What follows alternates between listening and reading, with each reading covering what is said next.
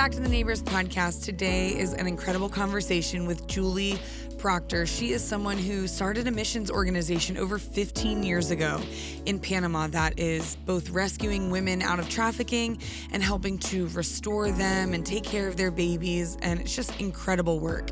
She is an inspiration. You'll hear me tell her a ton of times throughout the conversation, but she is what I want to be when I grow up. She is faithful to what God has called her to do since she was 12. And even through roadblocks and obstacles and so many doors shutting in her face, she just continued to pursue breadcrumb after breadcrumb that God laid in front of her, knowing that he had placed an idea in her mind when she was 12 years old and that he would bring it to fruition. So she is everything that I want to be and more. And I'm so inspired by the work she's doing in Panama that I might just have to book a trip, and you might have to too, and go down to Panama to see for ourselves the work that God's doing through Manos De Fe. So here's my conversation with Julie Proctor. All right, welcome, Julie, to the Neighbors Podcast. Thank you. It's so wonderful to be here. I appreciate I'm so glad that you're me. here, and I'm so excited to talk about all the amazing things that you're doing. But one amazing thing I just found out about is that you are expecting a grandchild this spring, your first one. I know. It's a miracle that being so young, but to have a grandchild. I know, 35 right. and having a grandchild. This is amazing. Christmas miracle, for sure. So how do you feel like your life's going to change now going from mom to grandma?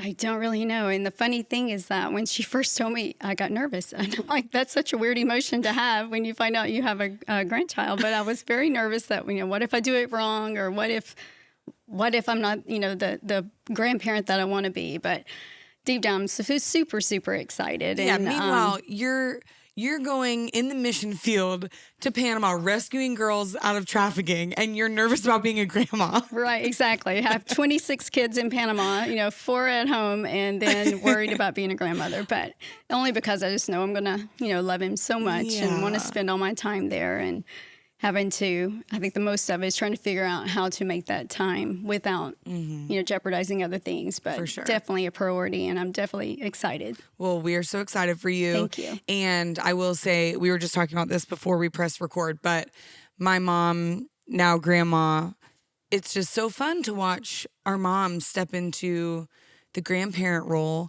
And we were chatting this morning. We just had a baby. She's about 4 months old. And I was supposed to bring her to the studio today, but my husband and I had a miscommunication on the car seat, and my mom came over to watch our 2-year-old, and we didn't have a car seat. So now she, for the first time right now, is watching both the 2-year-old and the 4-month-old at home alone.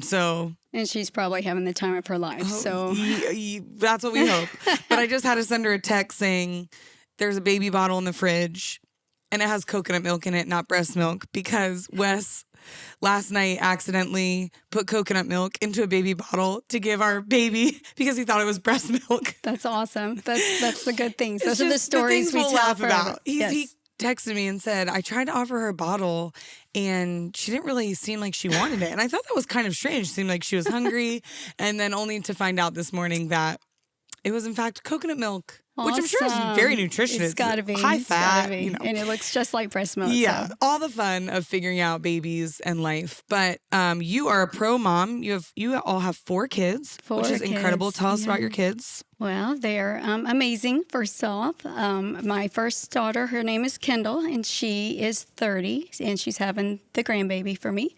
Just for me. Just for you? And yes, just for me, special gift for me. And she's been married 5 years and living in Memphis, Tennessee. And then our second daughter is Rachel. Rachel is 23. She's a graduate of Florida State, and she's working on her next chapter in life, whether it's to go to grad school or to go ahead and get a teaching job. And then our the oldest son, the oldest one, is Joshua, and he is a junior at USF in Tampa, and he wants to work in computers. And then our youngest son is Daniel, and he just graduated high school and trying to figure out his way and what he wants to do. He's got a lot of talent with art and music, and he wants to create music and do art things, but he doesn't want to go to school. So still Okay. trying to figure out his way. Yeah, I love it. And okay, so you have 3 biological children, and then Daniel Correct. was adopted from Guatemala. Can you Correct. tell us just how you all came to the decision of adoption, how that all panned out? Yeah, of course. It has a lot to do with our mission ministry. But my husband and I, shortly after we got married in 98, we decided to go on our first mission trip. And that was fun because it wasn't trendy like it is now. Yeah. We really had to research how to go on a trip, or how do you get to go on a trip. It was before Google. So we just did a search. Mission trips. Did you have to, go to school, get a degree? How do you become, do I have to be a pastor? Do I have to memorize scripture? What are there tests? What's going on? But we figured out that we could go, and we found an organization down in South Florida that let us tag along with them. And we went on our first trip. I'm trying to think of the year. I think it was 98. And went on our first trip, and we were doing medical missions. My husband was a doctor, still a doctor, and I was a nurse. Now I'm doing full-time missions. But we ran a medical clinic and saw so many beautiful little kids there that came in, and just so happy. And even with the little that they had, we could see the happiness in their eyes, and the desire to just want to be with us and hang around with us. And through multiple years of mission trips, we kept seeing, the little brown-eyed, little brown-haired little kids, and just fell in love and knew that we wanted to adopt one. So we adopted Daniel. Actually came home from the hospital with Joshua and started the process because we wanted them to be so close in age that they would never remember not having one another. And so Daniel's actually 14 months younger than Joshua. Wow. And we've had Daniel since he was 8 months old. Wow, incredible. Okay, so this is a great segue into the organization that you started, Manos De Fe, what does that mean in Spanish? So here comes your Spanish lesson of the day. So manos is hands, and then de is of, and fe is faith. So hands of faith. Love that. But people sometimes get it mixed up. Instead of Manos De Fe, they say Monos De Fe, which is monkeys of faith. So that would work as well. Gosh. So if you want to, we're all monkeys of faith here. We've been introduced as that, and we're like, okay. Oh, that's monkeys so of good. faith. Yeah, But sure. Okay, so how did you start this? Because it's been many years. We said almost 15 or over 15 years. It has. So when my husband and I had gotten married and we went on our mission trip, we went to Panama. Was our first country that we ever went to. Loved it. Absolutely fell in love with mission trips. Went again the next year with the same team. They were going again the next year and told us, they would love for us to come along. So we did. And then the next year, I was pregnant with my first child with Gary, my husband, and he went on the trip. I stayed back with Rachel at that time. So I think it was 4 years in a row we went to Panama. But then we started seeing other countries and doing other trips. But once a year, a different mission trip, whether it was Belize, Honduras, whether it was Chile, wherever we went, it was just a different country. And met a couple from the church we were attending that were interested in doing mission trips, and they went with us on a trip and kind of wanted to start a ministry in Costa Rica, where my husband and I had always wanted to do an orphanage at some point when we retired down the road. And they, encouraged us to go ahead and start, forming a mission organization so that we could do this, because they were wanting to do the Costa Rica piece and we were wanting to do the orphanage piece, and kind of pushed me to go ahead and do it earlier and sooner than I thought. And my retiring orphanage ended up being a lot earlier. So, which I just love. This says so much about you that you and Gary got excited about your retirement, starting an orphanage in another country, because that is not relaxing on the beach. No. Living your life. I mean, that is hard work, but I just love that. That just casually came out of your mouth like, oh, well, we just thought it would be so fun in retirement to start an orphanage. Well, I grew up, you probably don't even know that I'm much older than you, so this isn't something you ever did. But back when I was younger, they would have infomercials, and the infomercials would be Sally Struthers, who was an actress, and she was the spokesperson for, I believe it was Feed the Children or something like that. And it was these 3-minute long infomercials about how 50 cents a day could save this child. And it would show these videos of these children in Africa starving, with flies flying all around them. And I just remember I was maybe 10, 12 years old, and I wanted to go save those kids. Like, those kids were going to be the ones that I wanted to rescue. I couldn't figure out why people had kids when they could just go take care of those that need a mom and need food. And that had always been in my heart from that early age. And I became a nurse so that I could one day go rescue and save people and join the Peace Corps. But it kind of didn't happen that way. I went to college, did become a nurse, but, my life took a different path, but God still had that back in my heart, what to do. So when Gary and I had gotten married, he too wanted to do mission trips. So we started the mission kind of piece of, just going out and doing short-term mission trips, doing medical mission trips, building churches, just different things, whatever the team needed, we would do. But we adopted Daniel, and we were thinking of adopting another child after that.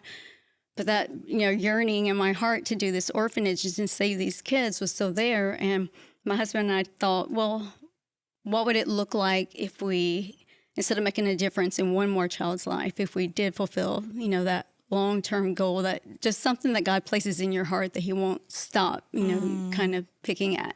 And what the difference would be and how you could affect so many more kids and people in an orphanage more so than just one more child. So that's kind of how we So can I ask, God planted that seed in your heart. I mean, we're talking, you're 12 years old.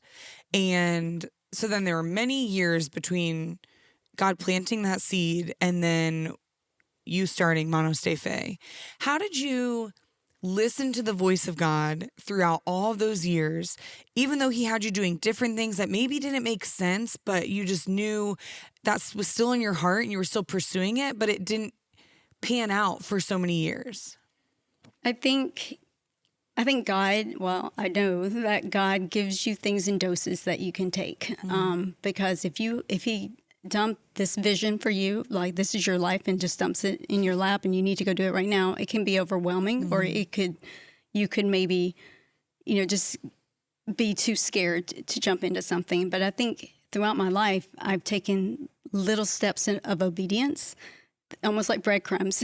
God is, I'm just following the breadcrumbs. And eventually I got to where I was at a place, for me, in my faith, and then, in trust, and with my husband, everything just kind of came together where I could just see God was like, okay, good girl. The pieces keep came coming, together. keep coming. And it just, I also feel that when you are in the place where you are in God's will, that whatever it is and whatever it looks like to you, but when you are in the center of God's will, it is so joyful and so happy and so meaningful, and you just want to get back there, And that's exactly what I find with missions, with going out and working in different countries, that it's not a burden, it's not hard, it's so joyful and peaceful that you just want to go back. So every step was a step closer to the joy that God has given you.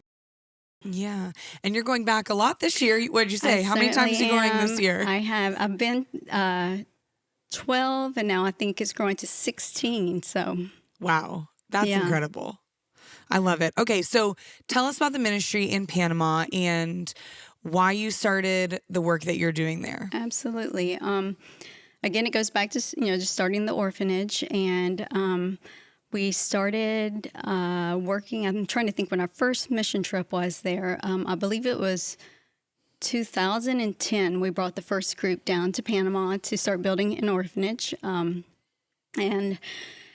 the process of starting an orphanage in a foreign country is excruciatingly hard, and is so difficult and so stressful. And I can't tell you how many times the government, changed, where they got new presidents. And when the president's new, everything changes.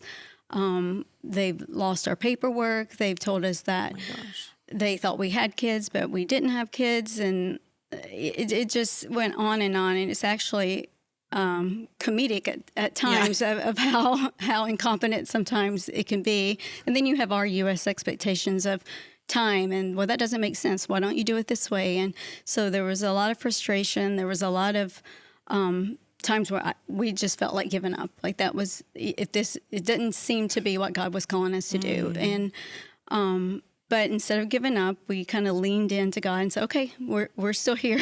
We are still, as long as we feel that you're calling us here, we're still here. And it's not looking anything like what we thought it was going to look like. It ended up being teams coming down. We had never planned to be a mission organization where mission teams come. And it started with just our friends who wanted to come be a part of it.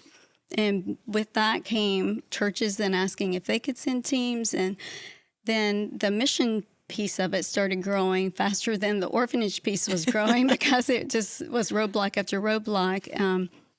But that was okay because it started more of community development and working with local pastors and working with families and doing what we now know to be orphan prevention because young mothers that are trying to care for their kids that only need a little extra food or clothing and school supplies, and that would allow them to retain their kids and their family unit. So, and feeding elderly people and things like that were growing from just waiting. We felt like in the wait came the blessings of other ministries. So eventually we did get our first children, and it kind of turned even a little more differently than what we had planned. And what began as the vision of an orphanage turned into orphan transition and then human trafficking victims that just need maybe a temporary place until they can get their restoration, or even young girls who are victims of abuse that have been removed from their homes because of the abuse. So now they all have kids, so it is an orphanage. There are children, but it's young girls with their babies who are trying to learn how to make a living for their children or get education so that they can, take care of their kids and be the providers of education for their kids. And we have young girls who are out of our program now, but we are assisting with their children's preschool and education costs and going to church and their discipleship and growing in just all aspects of life. Wow. And so I've never been to Panama, and I'm dying to go and dying to see what you guys are doing down there. But what I've heard, you have a bit of a compound, right? That you have a bunch of land with some houses on it. What's like the structure? Give us a visual of where these girls are living or where the kids are living and where teams stay, all of that. Absolutely.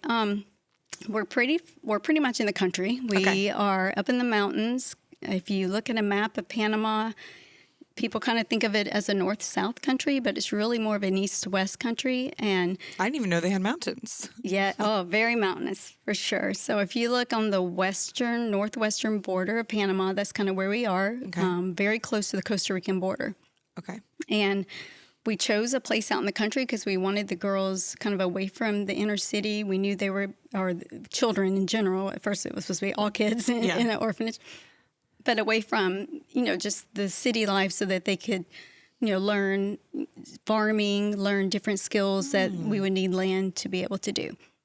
So we're out in the country, but when you come into our facility, there is an office building with a school. We have an on-site school for our girls because a lot of the girls are coming to us off the indigenous reservation with absolutely no education. And then also the community as a whole needs a place to be able to get the education if they've dropped out of school or if they're too old to return back to regular school. So we have a school and an office building at the beginning, and then we have a huge mission center, which is where mission teams will stay. There's a guys and girls kind of dorm. It's a community center for anybody in the community to use. If we've had pastor kind of camps and pastoral conferences. We've had the Department of Health come and do medical workshops and stuff with the families and vaccines and things for people in the community. So we're open for anyone who wants to do good in the community. And then the girls are living in little cottages. We really wanted it to be more of a family type environment instead of a huge sterile orphanage kind of facility where all the kids sleep in one room together. So each house presently we have 4 cottages, and each cottage has about 5 girls, and they keep their child. They cook their own meals. Each cottage operates on its own. They have a house mom. They call her a Tia, and she stays to advise and teach. And each girl has responsibilities and chores. They have school. They have they all have their own unique path of education and what they like to do, whether it's art, whether it's music lessons, whether it's sewing lessons. They all kind of get to choose their path. And then there's also kind of around from the cottages, we have a farm, and the farm employs 5 farmers, and we grow the food on the farm to feed the kids in the orphanage. Wow. And then also to help support, we have 50 families that we support on our family outreach program. So we grow the food for them, and then we have a church. It's actually a Church of 1122 church plant. So it's in Panama, and it's almost finished, and we're super excited about that. Wow. We had our first service there, but it's not totally complete yet. But That is incredible. Incredible. Okay, so people maybe they have no frame of reference for when we say trafficking or abuse, like what that looks like, or maybe they only have the perspective of what that looks like in the U.S. Can you paint us a picture? Can you tell us a couple stories of girls that you've seen come through your organization and where they're at now, but maybe where they came from and how they got to your Absolutely. doorstep? Absolutely. Well, human trafficking is, as we all know, it's kind of, a thing that's out and known now. And hopefully people are talking about it and people are learning, what to do and how to help in those situations. But in Panama specifically, human trafficking can look a little different than what it looks like or what you hear about here in the States. In Panama, there are indigenous tribes, and one of the indigenous tribes is called the Nabe Bugle. A lot of our girls have come from that tribe, and in that tribe comes what we refer to now as toxic masculinity. It's the patriarchal society, and the women don't really have much value, and so the girls are not educated. The girls are given away. They're traded. They're Oh, wow. and it's just culturally acceptable, which is it's hard. It's hard to break something that's accepted, But we get the girls who come in. So these girls have maybe been given away, traded. But then they'll become pregnant because of that. So the girls end up with us through the Panama Social Services. And they get to come and then get totally rehabilitated. But it's hard at the beginning because they feel like they just want to go home because that's the normal. That is their normal, and normal is comfortable. And anything that's not normal in someone's mind is anxiety producing. So we have a lot of that restoration and a lot of, just talking it out and, encouraging them and explaining to them and the empowerment of being able to see that as, what it is. And then the prosecution, they go and they prosecute. We encourage our girls to be the voice and be the person that would help stop this from happening to someone else. So we spend a lot of time with the girls with therapy. We have psychologists on staff. We have our TIAs are all trained in how to deal with these emotional needs because they come very needy and in a lot of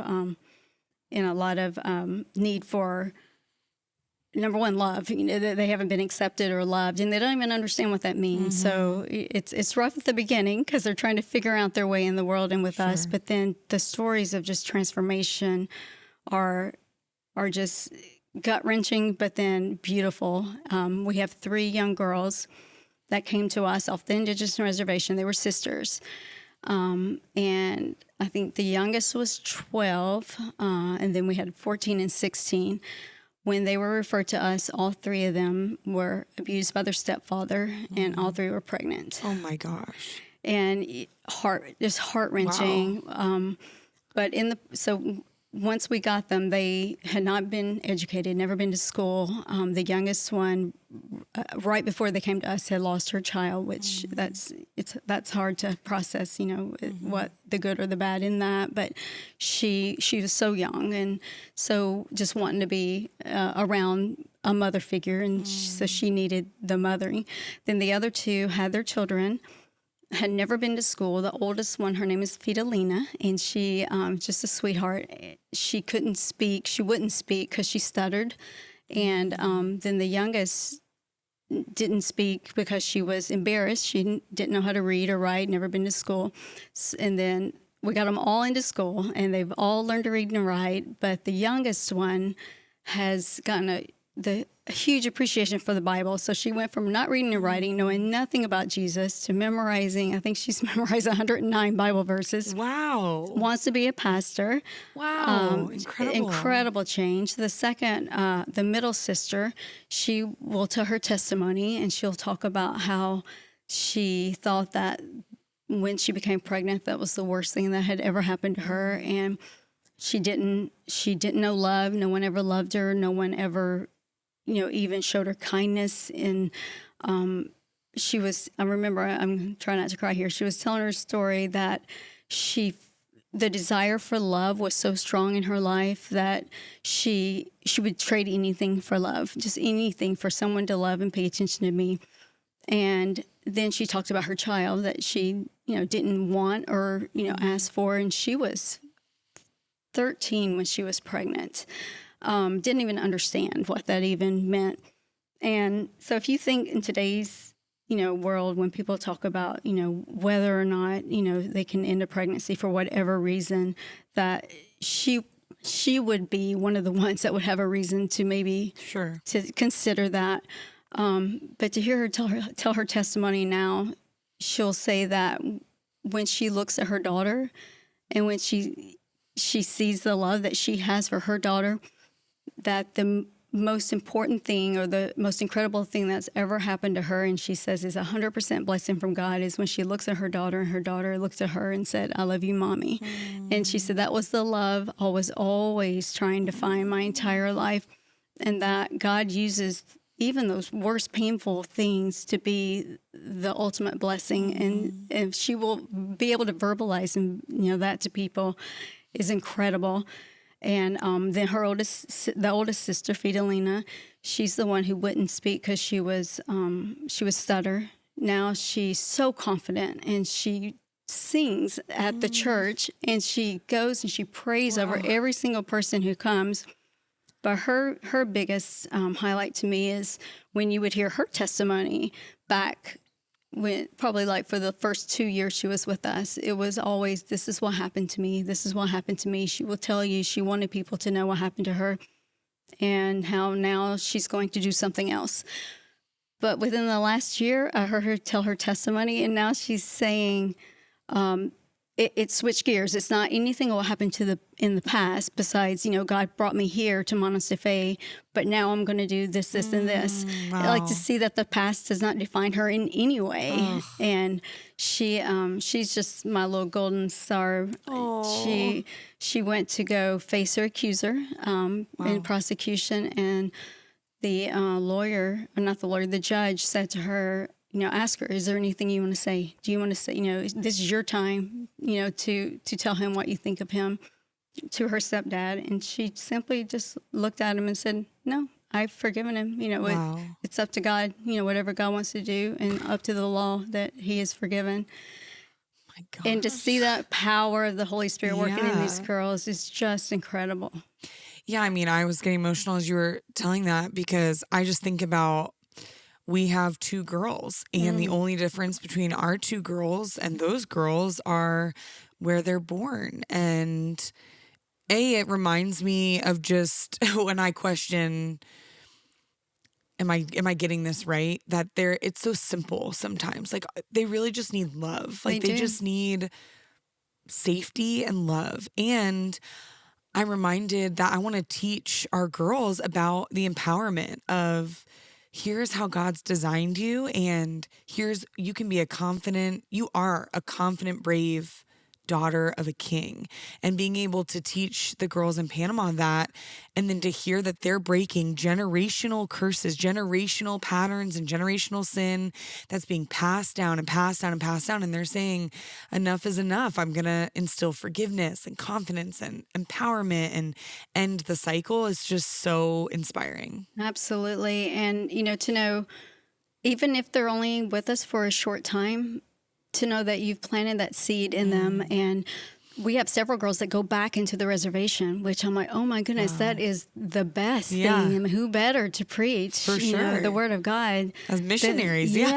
So I'm like, we're just sending them off, equipping but come them. back and say hi to us. Yeah, come back and visit. For sure. Bring those babies. But it's a huge family, and the girls are like sisters, and the girls fight like sisters, but then they cry and love each other like sisters. And it's to me, I love sitting back and just watching the cycle of restoration in the girls. I speak a lot of that because, there is the rescue, and then there is the restoration, and the building back up of, they learn their discipleship, and they learn who they are, who God says they are, and, how valuable they are. But the biggest thing is seeing the hope grow in the girls. Because when they first come, it's hard to hope for something that you've never ever seen or never know or never witnessed, or it's never been shown to you. And these girls off the reservation, even like asking, what do you want to do in the future? What would be, would you want to be a teacher? Would you, they are blank. They can't, it's something you've got to really work through and process with them. And then I love seeing the switch when now they're going to be a surgeon, or now they're going to be a pilot, or but before they couldn't even answer a question like that. That it's just not something in their minds that they could even dream up. So I can imagine. I mean, we're talking about such triumphant, beautiful stories, but I can imagine that there are some really hard days too, and some hard stories. Definitely. Can you share just some of the not so glamorous side of the hard work that you all do? Absolutely. I think the hardest parts are when, in Panama law, they have laws about when you have to go prosecute someone, that they have to face their accuser, and they have to show the place where it occurred with the abuser, and that's really, really hard for the girls. And getting them, praying with them, working, through that with them, and to see that sometimes it's very hurtful for them, but it picks off, some of these, scars. It reopens some scars that have started to heal, and to see that, the abuse doesn't end just because you've taken them from that situation. That these girls have lasting scars and just emotional, just rips in them that they have to heal. And abuse is long lasting, and it affects for many years. It will affect these girls, but that's the hardest part, is to deal with the anger that you have for the abuser, because you see the pain that it's caused these girls, and but then, help them to deal with that, and to use that, and to transfer that, and to build them up into power with that. Yeah, that's so good. So that's hard. Okay, so how can people get involved with Manos De Fe? Oh, we would love for you to be involved in Manos De Fe. Manos De Fe, we have a website. So if they go to manosdefe.org, they can read about some of the stuff that we do. There is a contact us part there that they could, ask questions or get with me. It will come to me personally, so I would be happy to answer any questions. We go down to Panama quite frequently. I would encourage anyone to go on any mission trip, anywhere. That, like I said, God does amazing things on mission trips, and he breaks down, things in your heart, and he builds you back up, and it's an emotional roller coaster, but it's something that I feel that every person should try at least once. Totally agree. Well, I look up to you so much. You are such an inspiration, such a role model of what it looks like to surrender your life year over year. I think we live in such a culture that, you get an idea, I want to start this organization, and you do it for a year and it gets hard and you give up. And you have stayed so faithful for over a decade. I mean, well, almost 2 decades of just faithful step after faithful step, roadblocks, fighting through all of it, knowing that there's joy on the other side. And could you just give some encouragement to the person who has a God seed that's planted and they just don't know how to start, or maybe they have started and they've hit roadblocks? Because you don't just wake up one morning and have a facility with 4 cottages and a church and a mission center. Like, that just doesn't happen overnight. There are just so many hours and days of labor. And so can you just encourage the person who is wanting to do something, God's planted a seed, and they kind of just don't know how to start? Absolutely. I am by no means an expert in this. I can tell you, I think the best thing I could do for you is show you all the things that I did wrong and then help you from there. But I would say that you just have to start. You have to get out of the boat. You have to put one foot out, and you have to swallow the fear. And that was our first step, was saying, okay, we're going, we're doing this. And then, knowing that when God says no to something, or something isn't exactly right, instead of, feeling like, okay, this is just not going to happen, I give up, then you grow from it, you learn from it, you're refined from it. It's like I said, a breadcrumb. It's a different step. He's taking you in a different direction, but not to give up, to just say, okay, it's maybe not exactly what I thought. It may be a little different, but to keep going. God is always at work. He is working, and you may have thought you were going to join him in this job, but no, he wants you to do something different. So you just switch gears, and as long as you're doing what God has called you to do, and you are obedient in whatever step he's calling you to, he will call you to another step. So as long as there's another step, you keep at it. And there are certain times where God, may be like, nope, that's not it. And we have had doors totally slammed in our face. First of all, we were going to build in Guatemala. That was originally where we wanted the orphanage, but that was door slam after door slam. Wow. But we knew we were supposed to do the orphanage. We just couldn't figure out where. And so, again, with prayer, and again with just trying to figure out where it is God's calling, where is he calling, and then following those little steps. So don't give up. And just because it's not what you think, it may not be exactly what God is calling you to do. But as long as you're going forward, as long as you're walking in faith and in trust in God, then he will show you where to go. That's so good. Okay, last question I love to ask people is, outside of the amazing mission work that you're doing and you're about to become a grandma, you have a lot going on. I do. All very exciting. What is something that you're just loving right now? It could be a food, a hobby, I don't know, anything that you've been loving. Wow. Well, I love going on walks and love nature and long walks. I have good friends that we have good conversations on these long walks, or even alone. I love to listen to podcasts and to sermons, and that's where I have my time with God. I find just peace in that. And I totally agree. Walks. There's something about long walks that God just uses to, we've had someone on, Caitlin Armstrong, she's been on a couple times, and she hears the Lord when she runs. And I'm like, no, I do not hear from the Lord when I run. Walks are where it's at. Absolutely. But I totally agree. Long walks, there's just something so cathartic about just going for a long walk and listening to the Lord and growing and moving your body. So that's so good. I think it's because you're silencing a lot, in your life. And those are the times that God speaks the most. Yeah, for sure. Well, like I said, you are so inspiring to me, and I look up to you in so many ways, and I want to be like you when I well, turn 35. I appreciate that. But I really am so thankful for you and for you sharing the work that you guys are doing in Panama. I can't wait to come to Panama and see everything that God's doing down there. I would love for you to come, and thank you so much for having me. It's been a pleasure. Thank you. Okay. Neighbors is produced by Logger Creative and Taylor Minning. Music by Austin and Lindsay Adamak. Artwork by Wesley Parsons. And motion graphics by Robbie Burns. Living to love life. Living to love life. You have loved me. You show me brighter days. New mercies every morning.